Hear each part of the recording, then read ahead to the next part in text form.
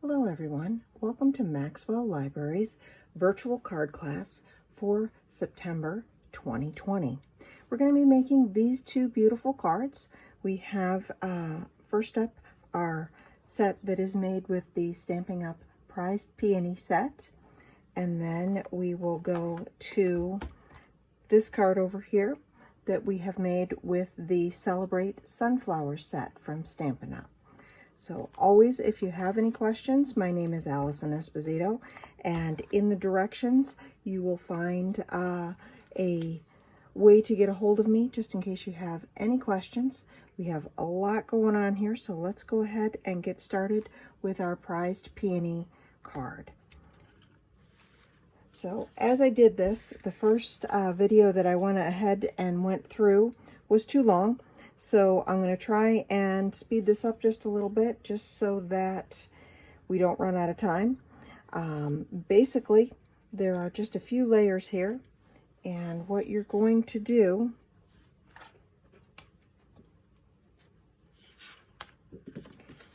is take your card base and you're going to glue down the gray layer first. Then we're going to wrap the pink layer with the ribbon. If you choose to color the peony, obviously I have two examples here. One is very monochromatic and one has some color to it. If you choose to color the peony, notice that the color is petal pink, which is a very kind of peachy pink. So you're going to want to find something that is closer to the peach orange version, because if you color it bright pink, you'll see that the bright pink is not the same pink. So we'll set that aside. So nice and easy. You're going to glue down the gray layer, and then the pink layer needs the ribbon and the peony on it. And then we'll get a sentiment on there, and that card will be all set. So there is our gray layer. Here's our ribbon. I did just give you like probably, I don't know, 8-9 inches of ribbon, and you're going to want to take both ends of the ribbon and tie it almost so that you have a loop like this. And then I cut straight to the back so that I can wrap this all the way around. I'm going to put it right down about there. Actually, we should probably put the peony on first. So if you've colored this up, or if you've decided to keep it monochromatic, nice and simple, especially if you're going to use it for a sympathy card, I think it would be a little more subdued that way. So we'll go ahead and put our peony on the top there.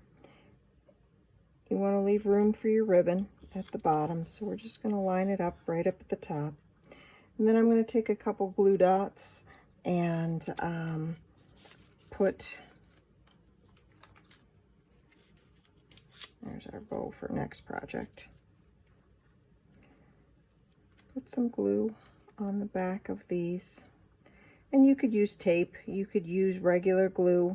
The glue dots, you don't have to wait for them to dry, is why I like this. It's a little bit stronger of an adhesive, and they're just less hassle. So you're going to take your pink layer, figure out where you'd like your bow to be, and then just get the glue dots so that it's nice and tight. I usually like to take a glue dot and put it underneath the knot itself. It's helpful. It just keeps it in place, and then it doesn't move around. It also helps you kind of play with that bow a little bit and get that where you want it to be. So once you've got that in place, you're going to need some extra glue for the pink petal layer.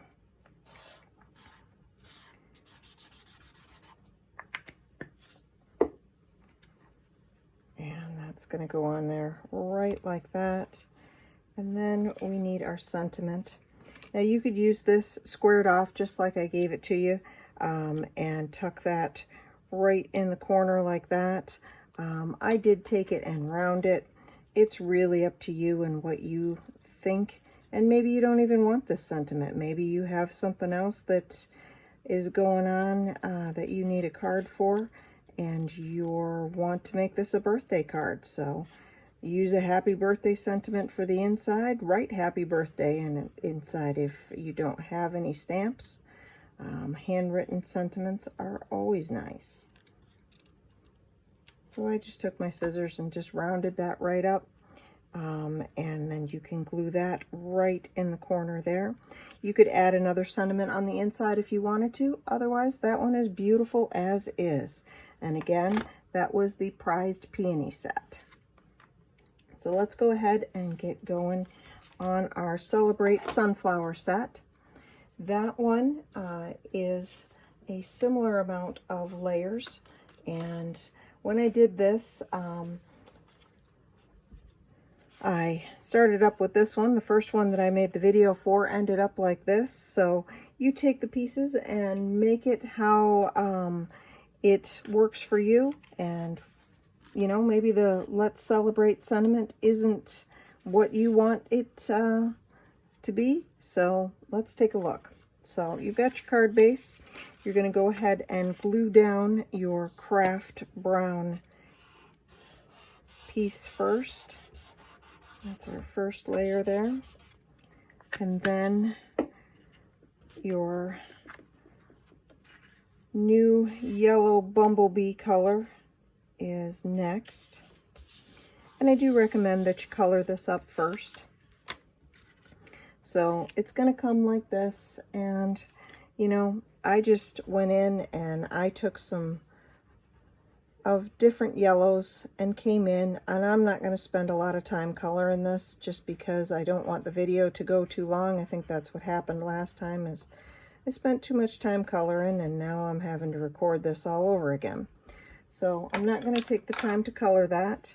I am going to get my sentiment down here, and on this one I think I might put this here and then my bow right there.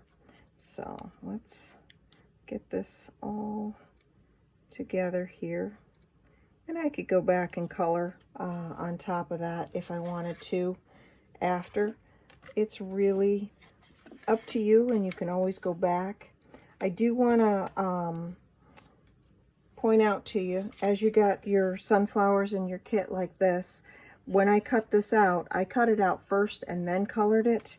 A lot of times the edges on something will show up white if you don't color right to the edge or even on the edge. So just keep that in mind.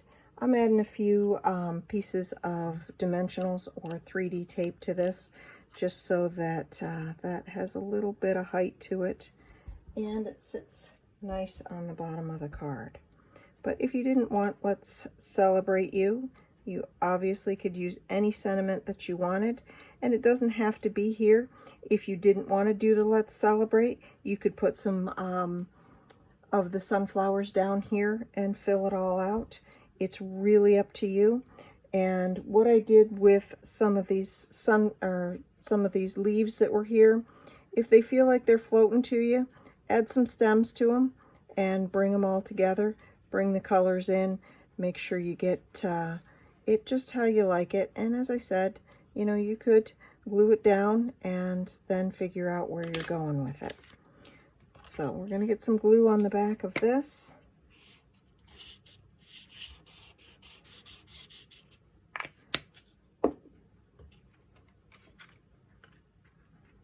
And this is our basics of our card coming together here.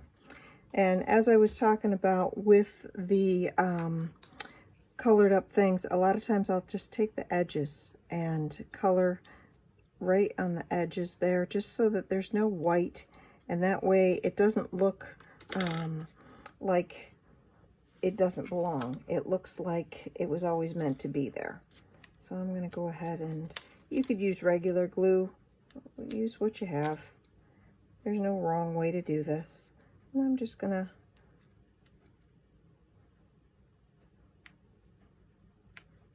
cuddle this in here. There we go.